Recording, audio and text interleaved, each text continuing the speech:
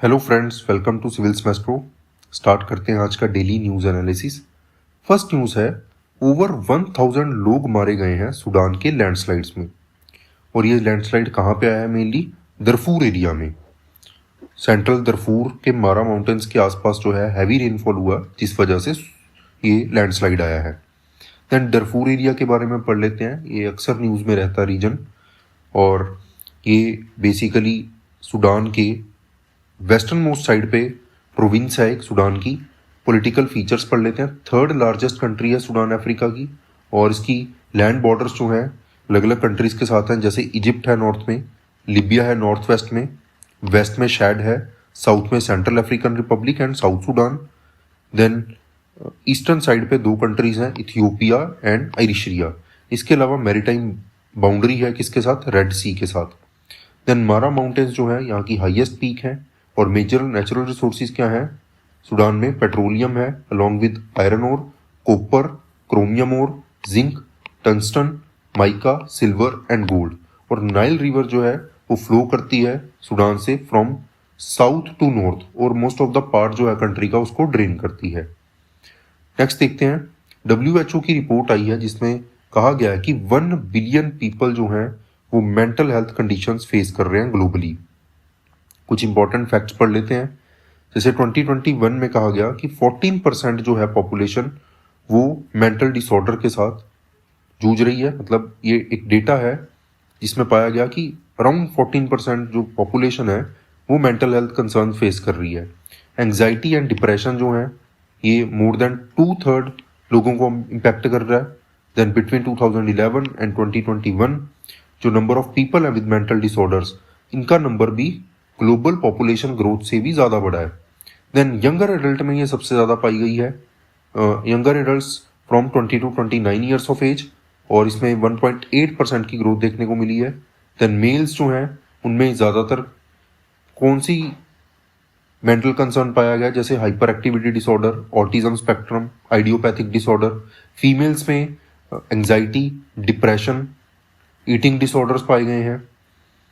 Then SDG concern क्या है? UN का टारगेट है कि 33% सुसाइड रेट जो है वो कम करने हैं by 2030, but as per current trend जो है ओनली 12% रिडक्शन ही पॉसिबल लग रही है। देन चैलेंजेस क्या फेस कर रहे हैं, या जो हाईलाइट किए एक्सपर्ट्स ने, कि मल्टी फैक्टोरियल रिस्क फैक्टर है। जैसे फैमिली हिस्ट्री हो सकती है, ट्रॉमा है, स्ट्रेस है, आइसोलेशन है, स्टिग्मा है, पुअर अवेयरनेस है, लैक ऑफ एक्सेस है, इंफ्रास्ट्रक्चर गैप्स हैं, साइकेट्रिक बेड्स की कमी है general and tertiary care hospitals में, ट्रेंड मल्टी डिसिप्लिनरी टीम की कमी है, शिफ्ट इन केयर मॉडल की कस्टडियल से हमें थेराप्यूटिक अप्रोच जो है अडॉप्ट करनी पड़ेगी। मतलब जो पेशेंट है उसको हमें कस्टडी में नहीं रखना, उसको ट्रीट करना अच्छे से। देन फंडिंग कंस्ट्रेंट है कि साइकेट्रिक इंस्टीट्यूशंस जो हैं वो अनफंडेड हैं, मैन पावर की शॉर्टेज है, साइकेट्रिस्ट की कमी है खासकर रूरल एरियाज में। नेक्स्ट देखते हैं, फॉरेन ट्राइब्यूनल्स जो हैं वो अरेस्ट वारंट्स इशू कर सकती हैं और फॉरेनर्स को डिटेंशन सेंटर में भी सेंड कर सकती हैं। ये डायरेक्शन किसने प्रोवाइड किया? यूनियन होम मिनिस्ट्री ने। फॉरेन ट्राइब्यूनल्स के बारे में पढ़ लेते हैं। ये एस्टैब्लिश की जाती हैं foreign tribunals order 1964 framed under section 3 of foreigners act 1946। तो ये एक्ट आपने याद रखना है। ये इनेबल करता है स्टेट अथॉरिटीज को कि एक इंडिविजुअल जिसके ऊपर डाउट है कि ये कहीं इलीगल माइग्रेंट तो नहीं है, तो ये केस जो है फॉरेन ट्राइब्यूनल में जाएगा और फॉरेन ट्राइब्यूनल उसको एडजुडिकेट करेगी। एट प्रेजेंट जो है फॉरेन ट्राइब्यूनल सिर्फ असम में ऑपरेट कर रही हैं, और अदर स्टेट्स के जो इलीगल इमिग्रेशंस हैं वो डायरेक्टली फॉरेनर्स एक्ट के अंडर हैंडल की जाती हैं।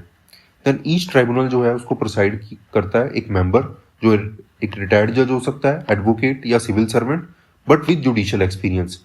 पावर क्या है फॉरेन ट्राइब्यूनल्स की? ये सिविल कोर्ट की तरह है कि सम्मन इशू कर सकते हैं, ओन ओथ डॉक्यूमेंट्स रिसीव कर सकते हैं। प्रोसीजर क्या है कि नोटिस देना पड़ेगा जिसके ऊपर डाउट है फॉरेनर के ऊपर विद इन 10 डेज, और 10 डेज के अंदर उसको रिप्लाई करना पड़ेगा, और अगले 10 दिन में एविडेंस होगा, और पूरा केस जो है वो डिसाइड करना होगा 60 डेज में। आउटकम क्या होगा कि अगर फेलियर हो जाता है कि वो पर्सन अपनी सिटीजनशिप नहीं प्रूव कर पाता है, तो उसको ट्रांजिट कैंप, जिसको हम डिटेंशन सेंटर कहते हैं, वहां पे भेज दिया जाएगा, डिपोर्ट कर दिया जाएगा। नेक्स्ट देखते हैं, governor can't sit over bills endlessly. Supreme Court जजेस की ये ऑब्जर्वेशन आई है, बड़ा इंपॉर्टेंट है ये जो डिसीजंस है। 3 जजेस जो है उन्होंने कहा कि गवर्नर जो है वो इनडेफिनेटली बिल्स के ऊपर सिट नहीं कर सकता, मतलब बिल्स को होल्ड नहीं कर सकता है। इससे क्या होगा, कॉन्स्टिट्यूशनल फंक्शनिंग पे इंपैक्ट पड़ता है। ये केस था basically state of Tamil Nadu versus governor of Tamil Nadu. Issue क्या था कि जो गवर्नर थे तमिलनाडु के, उनको बिल भेज रही थी सरकार पास करने के लिए, बट गवर्नर उसके ऊपर डिसीजन नहीं ले रहे थे। तो जो स्टेट ऑफ तमिलनाडु थी वो सुप्रीम कोर्ट चली गई और सुप्रीम कोर्ट ने कहा कि नहीं, और एक टाइमलाइन फिक्स कर दी इस जजमेंट में। देन गवर्नर के बारे में पढ़ लेते हैं। गवर्नर का जो कॉन्स्टिट्यूशनल प्रोविजन है वो मेंशन आर्टिकल 153 में, जिसमें कहा गया कि हर स्टेट में एक गवर्नर हुआ। बट उसके बाद 7th कॉन्स्टिट्यूशनल अमेंडमेंट की गई 1956 में, जिसमें कहा गया कि एक पर्सन जो है वो 2 या 2 से ज्यादा स्टेट्स को भी सर्व कर सकता है।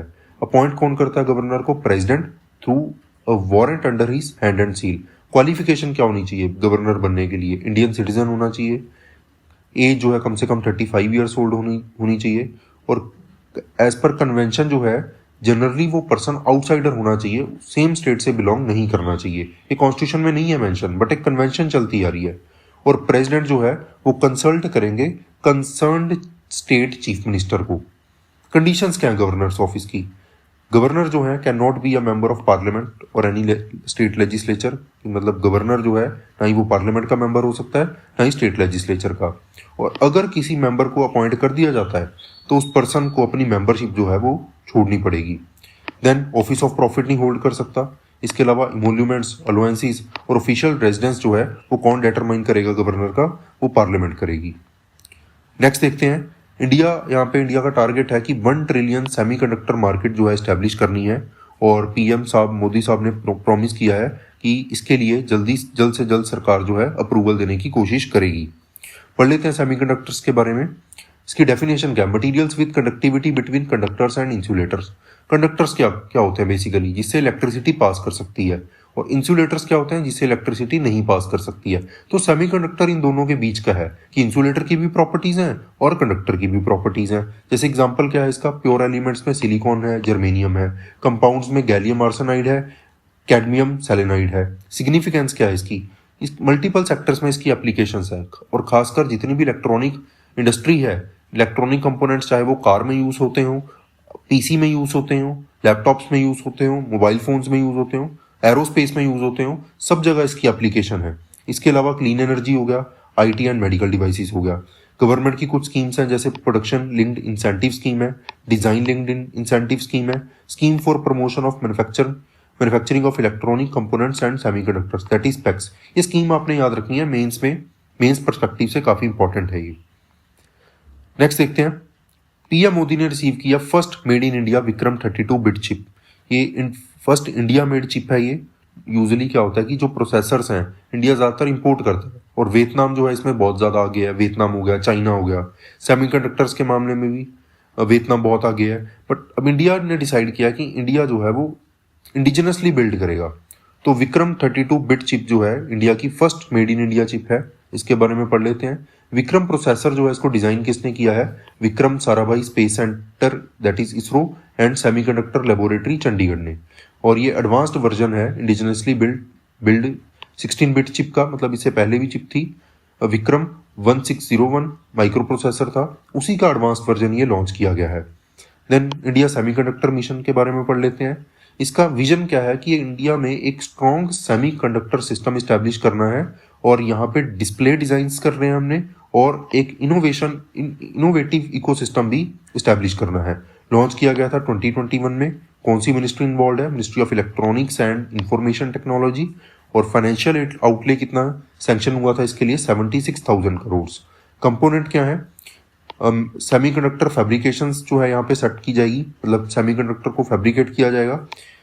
सेटिंग अप डिस्प्ले फैब्स की डिस्प्ले जो होती है उसको फैब्रिकेट किया जाएगा, और डिजाइन लिंक्ड इंसेंटिव स्कीम जो है उसको इम्प्लीमेंट किया जाएगा। आई होप आपको ये एनालिसिस समझ आया होगा। आपका कोई भी डाउट है आप हमें कमेंट सेक्शन में कमेंट करके पूछ सकते हैं, और इसकी पीडीएफ जो है आपको हमारे टेलीग्राम चैनल पे मिल जाएगी। इसका लिंक इस वीडियो के डिस्क्रिप्शन में मिल जाएगा। और प्लीज़ आप हमारे चैनल को ज़्यादा से ज़्यादा शेयर कीजिए, सब्सक्राइब कीजिए। Thanks for watching.